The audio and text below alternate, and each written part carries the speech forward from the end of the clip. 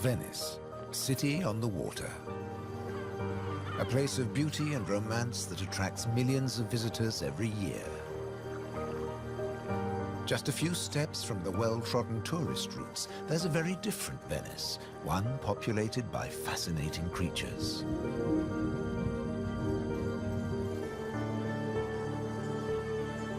This film explores a Venice that few people ever see, a city that has a surprising double life.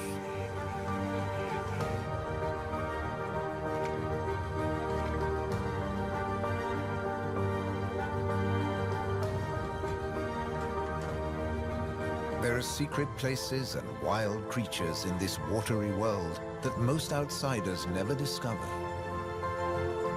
In the skies above, on the beaches,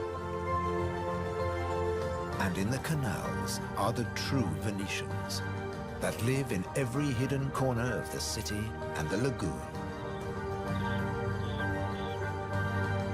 Wild Venice is their home.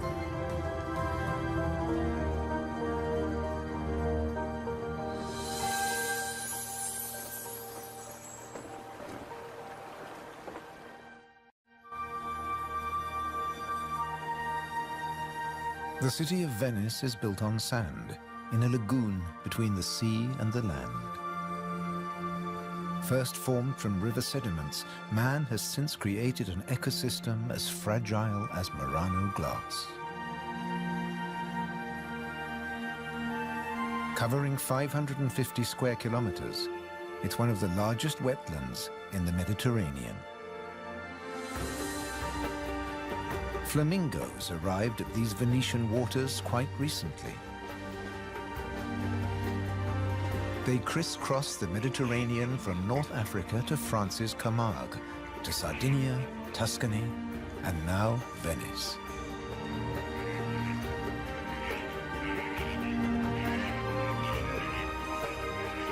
They feed on vegetable matter and small creatures they find in the mud of the lagoon.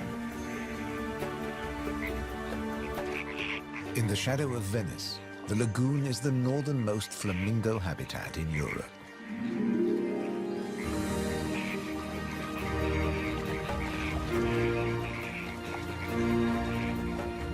They're here now, but in a few weeks, many will move off again to find richer pickings.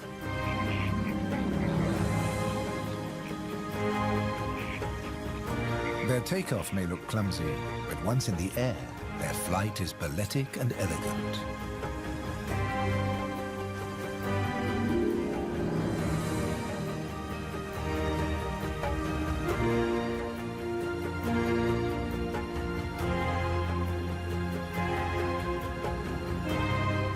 And before too long, they'll return to the safety of this lagoon, tucked between the sea, the city, and the Alps. The distant peaks helped form the lagoon. The mountain streams washed their rocky sediment towards the sea to make this habitat.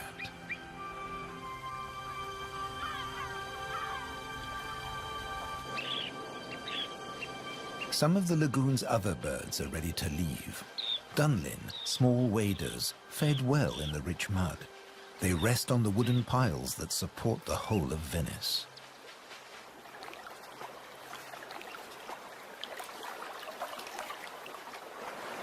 It's spring, time to head off to their northern breeding grounds.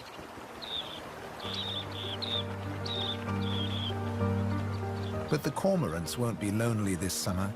As the Dunlin fly away, other birds are flocking in. A bird's eye view reveals the full beauty of the lagoon. A labyrinth of uninhabited islands, intertwined canals, and swampy sandbanks.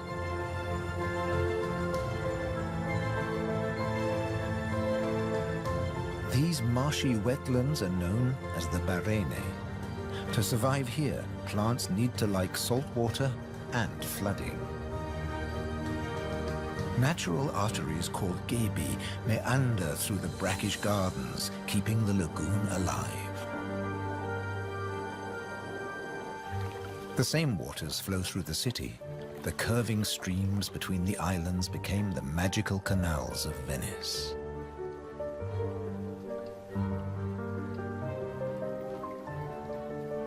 This is the city of bridges.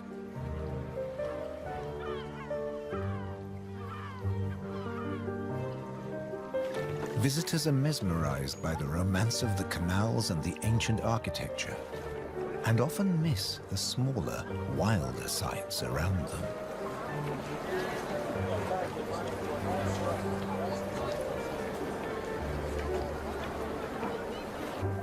These mussels are true Venetian natives. And now, in spring, they're breeding. The males spawn into the water, and each female produces up to 10 million eggs. Most of the larvae are eaten by other inhabitants of the canals, but up to 10,000 young shellfish will survive.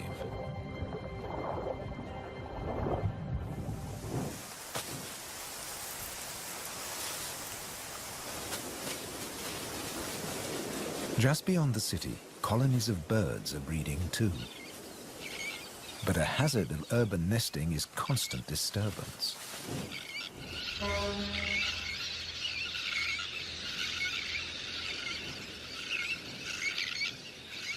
Little terns will quickly fly back to their eggs and can miraculously find their own nest scrapes in the crowded colony. Their cousins, the sandwich terns, lay their eggs directly onto the sand.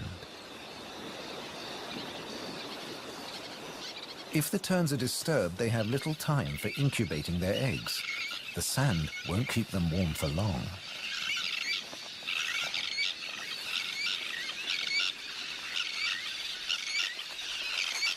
And left out in the open, they could be an easy target for predators.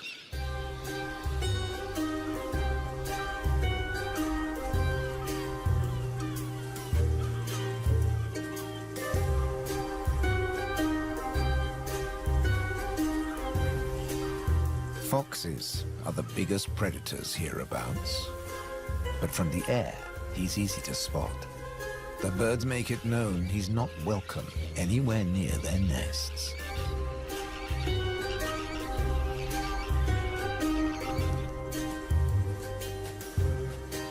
Foxes would rather not get their feet wet. Hunting in these swampy areas is a frustrating business.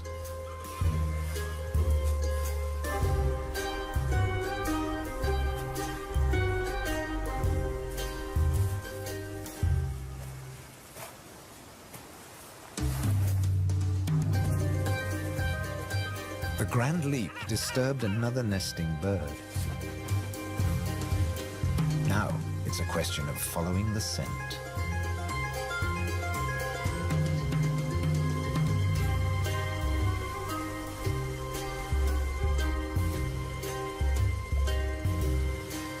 A welcome snack.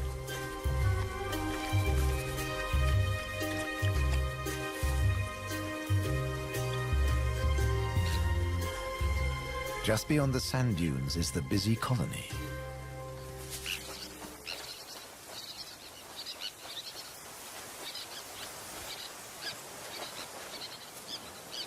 In this mixed neighborhood, a pied avocet is brooding next to the sandwich terns.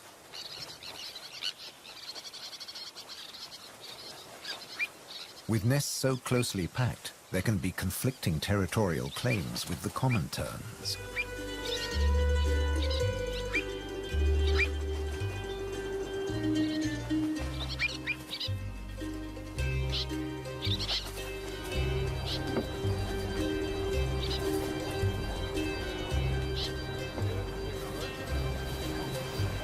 But the avocet stands his ground.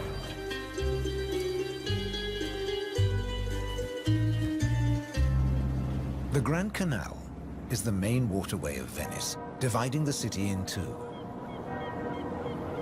It follows the course of the ancient river Brenta that runs from the Alps all the way into the lagoon. It offers a journey through architectural history, starting in the 13th century.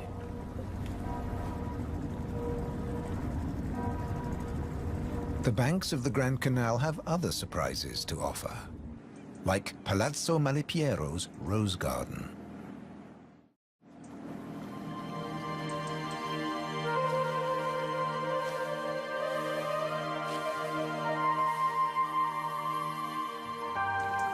Nestled between the buildings is a hidden paradise.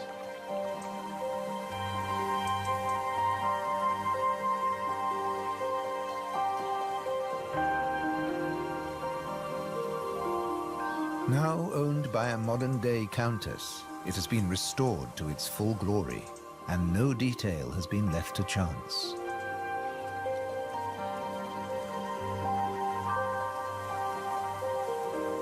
With the luxury of space in a city whose every square centimeter is exploited for maximum profit, it's also a sanctuary for many small animals.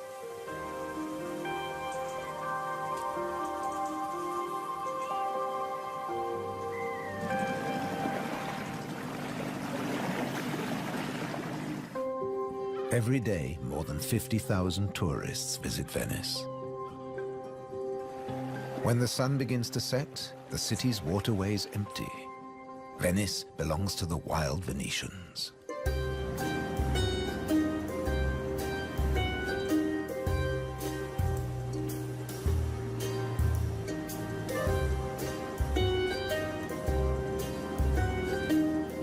Rats prefer to search for food in the cool night air.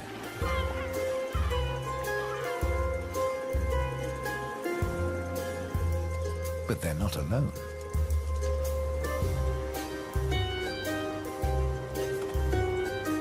Pine martins are hungry too, and rats are on their menu. Pine martins are welcome in the city as they're natural rat catchers.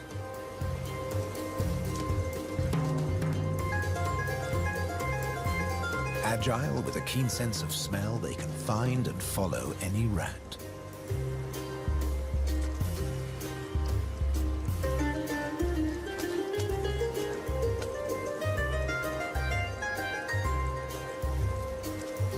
But they're endangered too. Since the rat population boomed, ironically, many martins have been killed by rat poison. The rat won the day, and the pine marten has to settle for dessert.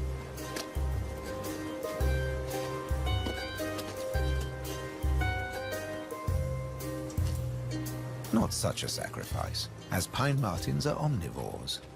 Both meat and veg are on their menu. And sometimes the vegetarian meal is an easier option.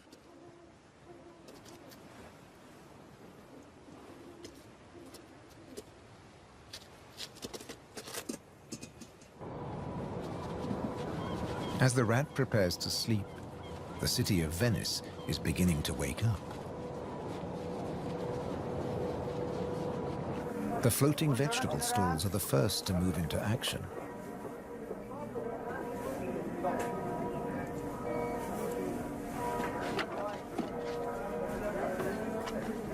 Soon these silent waterways will become busy highways again. In the 18th century, over 8,000 gondolas navigated the Venice canals. Now there are only about 400 left.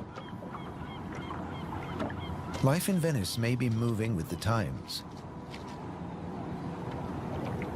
But one thing never changes. It dictates the daily rhythms of the city and the lagoon. Twice a day, the tide rises and falls as seawater washes in and out of the lagoon.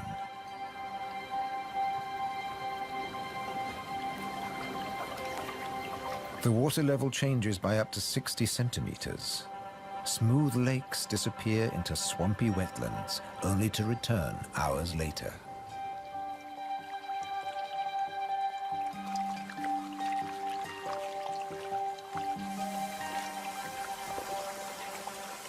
Retreating water levels reveal a surprise. Strange islands that look like complicated water mazes. In fact, they're fisheries at the edge of the lagoon. known as the Valle da Pesca.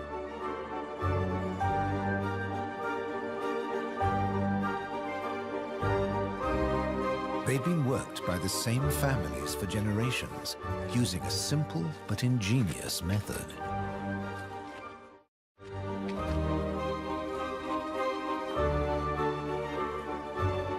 Nets are lowered into the locks that span the water channels.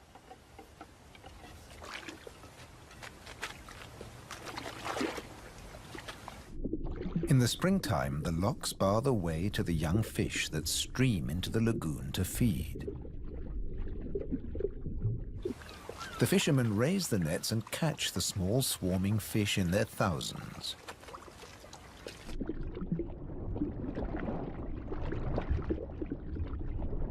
It's easy to scoop them out, but these fish are not for eating.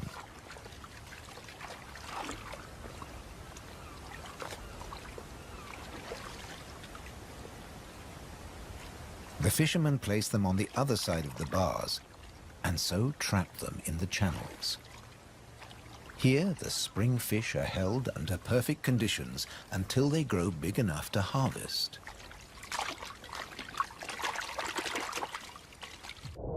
In the autumn, when the fish try to return to the sea, they're simply netted again. This time, they don't get away. Kingfishers have a more dramatic technique.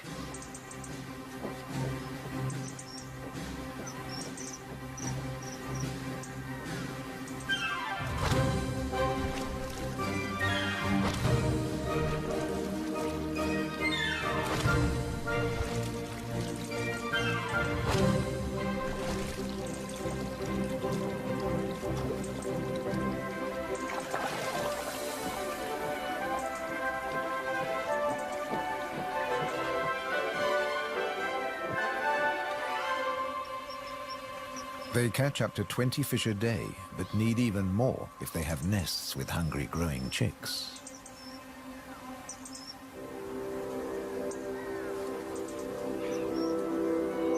It takes enormous skill, but also violence.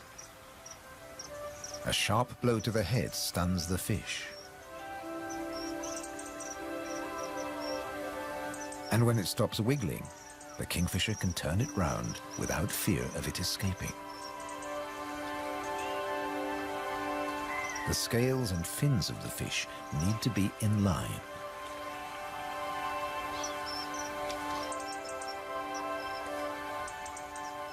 Now it's ready to swallow.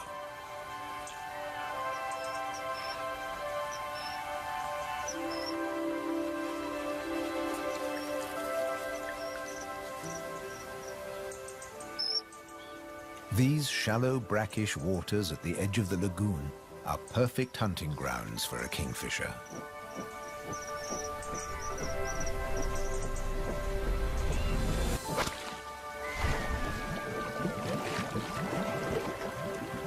But not every dive is successful. They'll snatch the odd insect in the air, but 95% of the kingfisher's catch must be made underwater. The cormorant has an easier life, as does the little egret. And some don't even get their feathers wet while hunting. There are plenty of fish in the lagoon, but they're not only found in the wetlands. These waters flow through the city too. And there are fish to be caught in the canals. Beneath the bustling jetties of the famous vaporettos or water taxis, wildlife flourishes. Even here, the little egret can fish where the water is deeper and turbulent. It's not easy to keep an eye on a moving target from a moving base.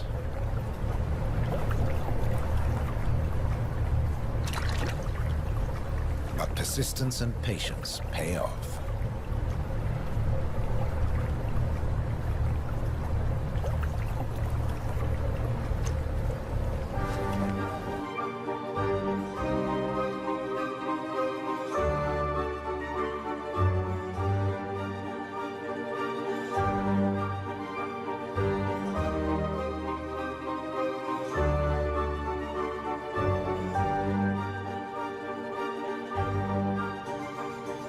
3 narrow inlets connect the lagoon to the sea.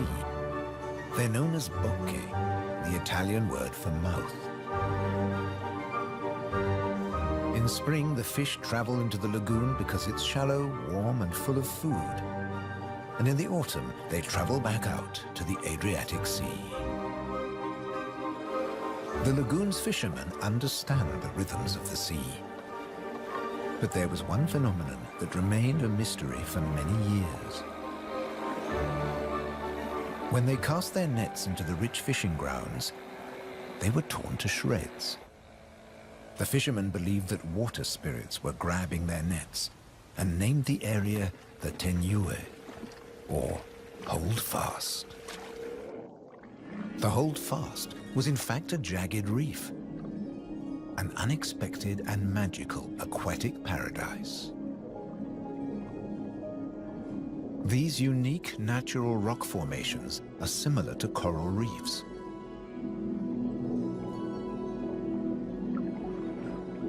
They're home to all kinds of remarkable creatures. Serpent stars, or marine annelids.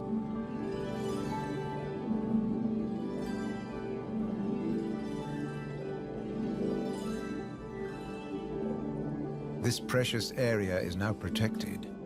Fishing is forbidden, diving strictly regulated.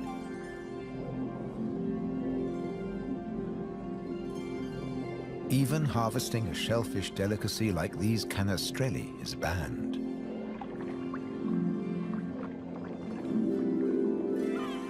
The city of Venice is lucky to have rich fishing grounds on its doorstep.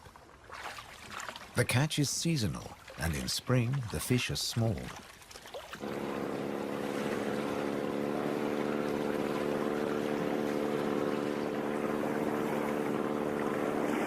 But the fishermen will go out, as long as they can find a buyer. Only the weather can hold them back.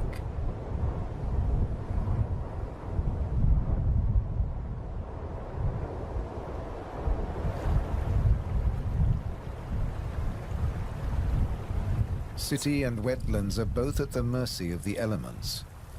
A storm is heading towards the lagoon. When rain-bearing clouds build up against the southern face of the Alps, and when warm southerly winds whip up the sea, water is driven into the lagoon, flooding the city and engulfing the swampland. This extreme high tide is known as aqua alta, and can be disastrous for ground-nesting birds. Thankfully, it's rare in the springtime. It strikes more often in the autumn. Storms can vanish as fast as they arrive, and the limpid sunlight that Venice is so famous for bathes the city again. In early summer, Venice teems with tourists. The Bridge of Sighs is a popular attraction, but few visitors realize that real Venetian life is happening just a short distance away. In the Giardini, a spacious and peaceful city park, there are some surprising residents.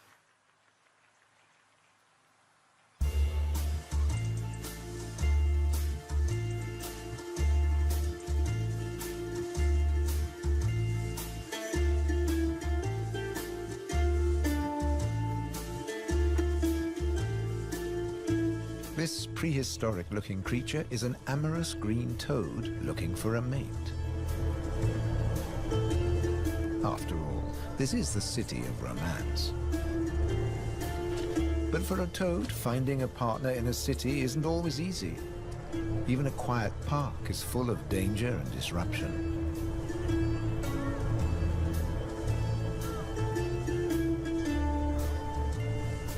On the plus side, few of the park's visitors notice the presence of the toad, as it blends in so well with its surroundings.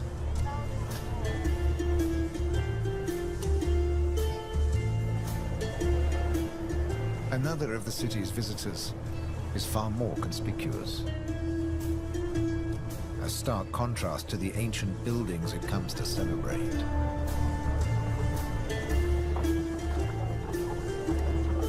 and a danger to the fragile city.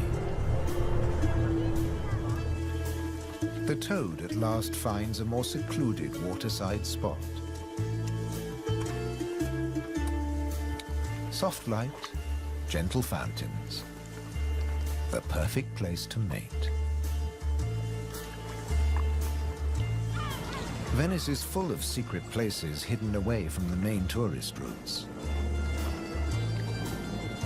A traditional gondola repair shop nestles between the city's Zattere and Dorsoduro districts.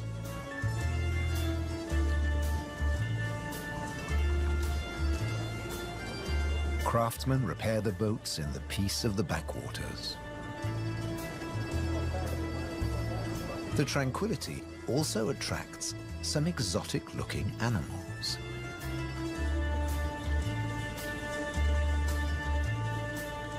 Geckos are not native to Venice, but they've settled in well here. During the day, they'll sun themselves on warm stone.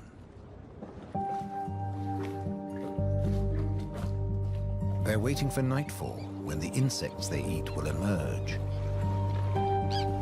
And in the golden light, birds that hunt geckos settle in for the night.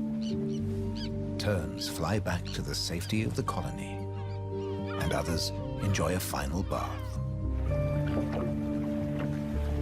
Evening always brings a measure of peace to the city. The Grand Canal is now very quiet, a perfect time for the gecko.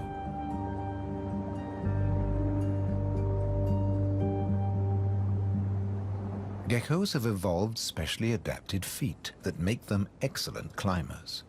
Their toes are covered in millions of tiny branched flaps with incredible adhesive power, so they can grip and climb the smoothest surfaces, even glass.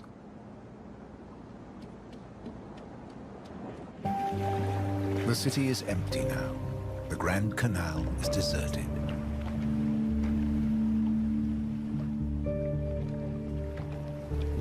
The evening's activity has passed to Venice's bars and restaurants.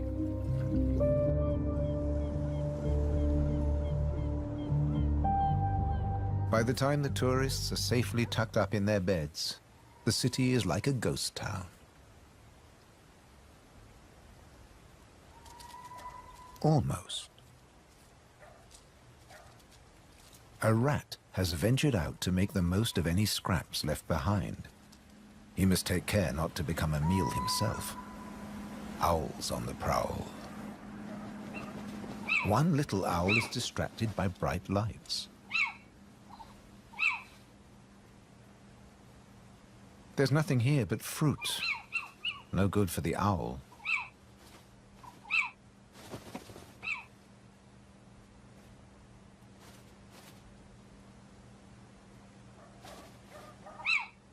This house call hasn't paid off. Time to make a swift exit. The lucky rat will make it home tonight.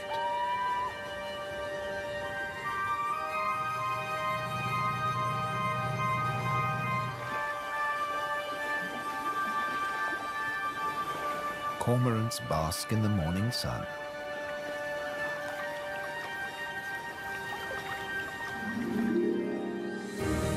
The terns start fishing early. The colony is now a hive of activity.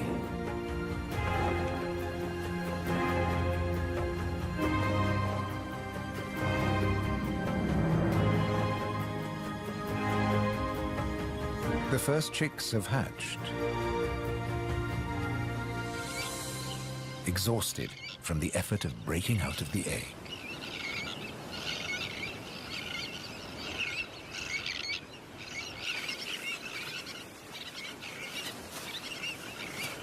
Around them, the colony has turned into a busy Italian restaurant as the adults noisily deliver their food.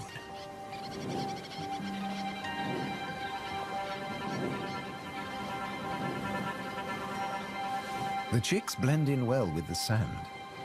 Their cries for food are a new and insistent sound on the beach.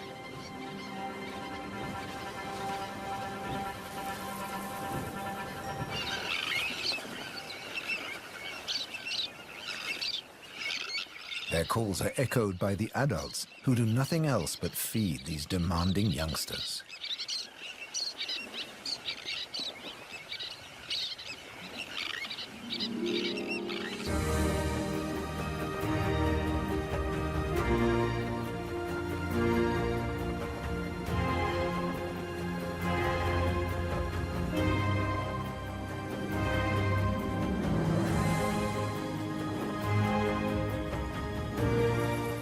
It's hot and humid, and the lagoon is at its most beautiful. The hot summer months are the quietest for the fishermen. They take advantage of this time to mend their nets. They work and even sleep here, with spectacular views of the surrounding wildlife.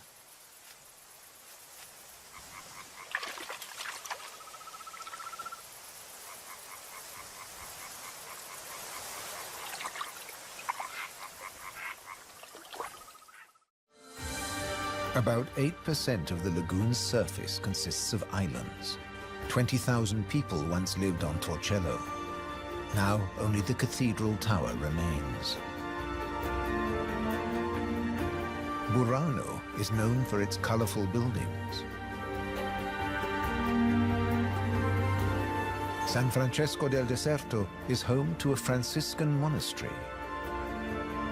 The island of Madonna del Monte is being swallowed by the lagoon, but the ruins of its monastery still stand proud.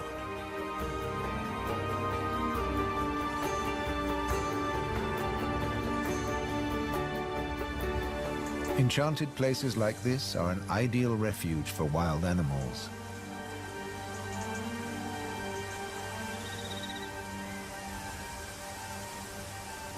And the island's ancient monastery has some new inhabitants. The ruins are the perfect place for kestrels to nest.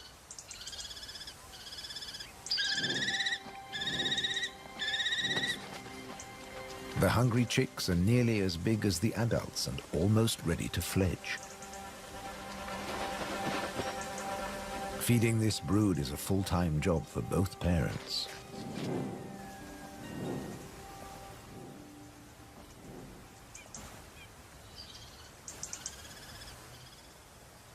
Finally, curiosity gets the better of the young birds and they start to emerge from their hiding place.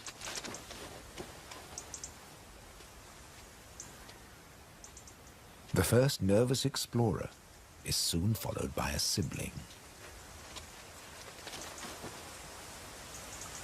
They wait cautiously on a ledge, while one of the adults watches from afar.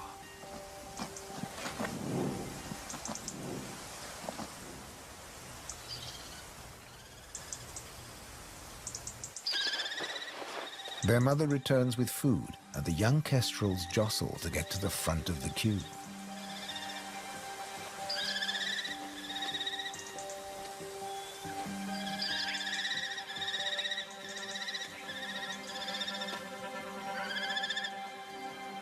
The keenest and the loudest chick is fed first.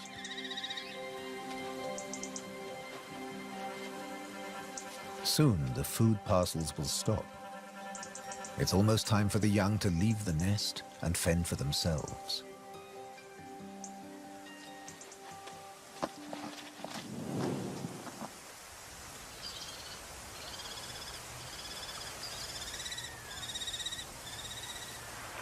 Not all of the lagoon is quite so peaceful.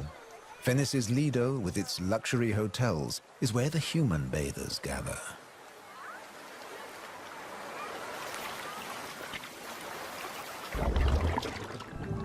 But even here, you can find wild beauty and tranquility.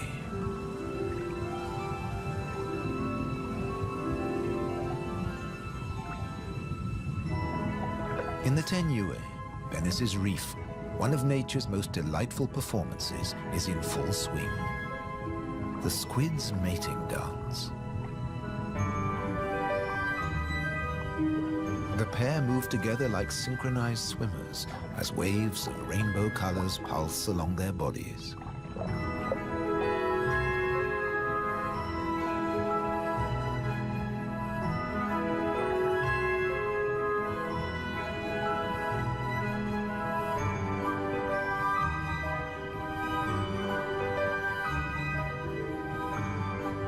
It's like an underwater version of the Venice Carnival.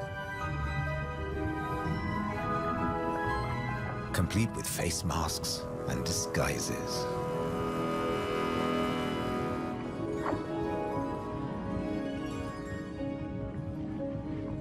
Decorator crabs change their shape by attaching sponges and algae to their bodies.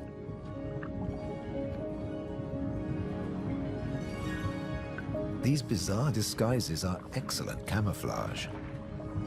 The crabs creep past their neighbors and predators like living rocks from the seabed.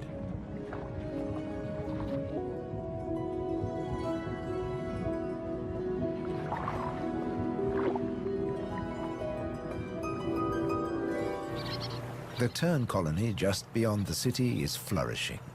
The chicks have fed well and are strong and healthy.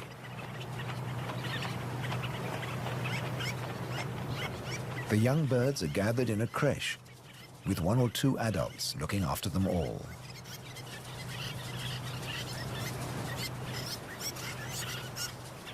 Today's lesson is elementary flight. But the teacher's demonstration is over in a flash.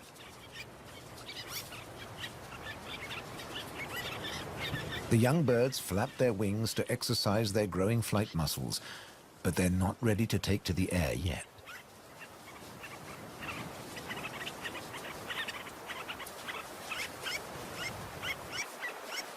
Before long, they'll be flying as well as their parents.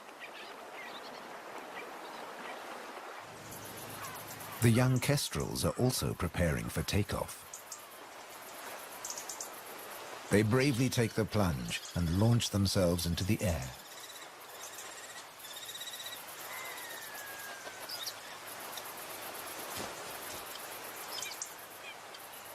Dropping from a height makes their first flights easier. Once in the air, they're in their element and can glide and flap back to safety.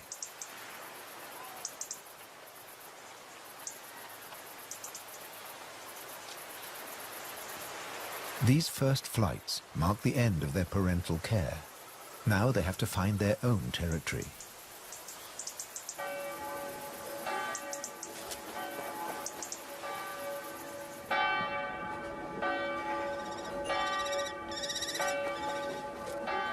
One of the kestrels has made its way to the nearby island of Burano.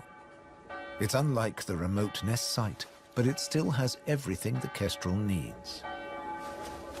Just like the ruins, the brightly colored walls offer protection. These birds are welcome visitors, and the people here seem happy to have a kestrel watching over them.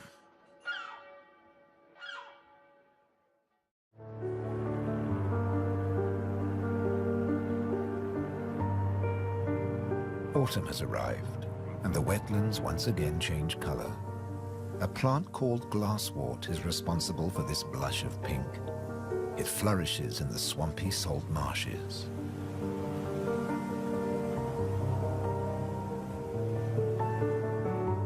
The first autumn mists mark the end of summer.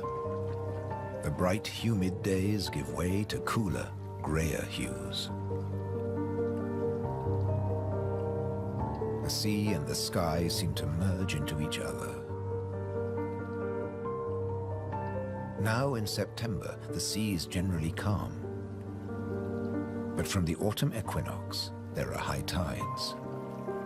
And sometimes, Venice floods. For now, the water is still and shimmers like liquid mercury. When the temperature drops, the beaches are finally too cold for tourists. Animals better equipped to bear the chill reclaim them. A hungry fox sniffs along the shore looking for food.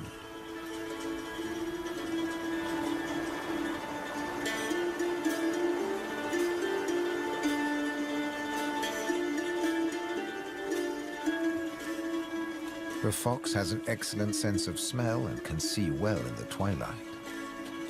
It has picked up a strange scent. Something smells good to eat. But quite where this food is hidden is a mystery.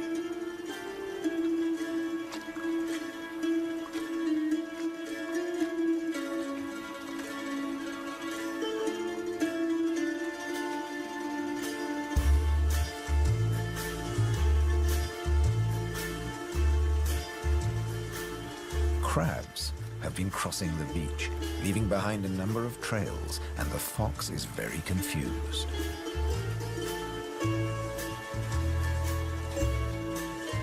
Finally, it follows its nose and comes face to face with a crab.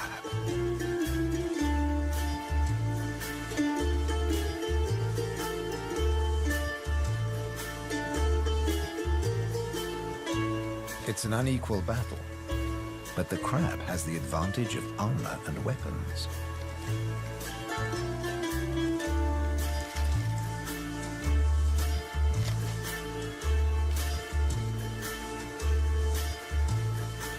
This meal is more trouble than it's worth.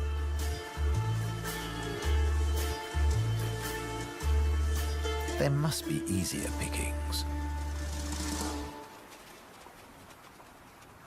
The crab, dazed but victorious, moves off to a more secluded place.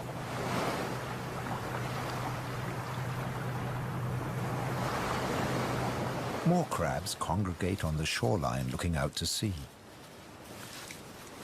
But just across the water, the residents of Venice are having a less comfortable time. The waters of the lagoon are creeping into the city.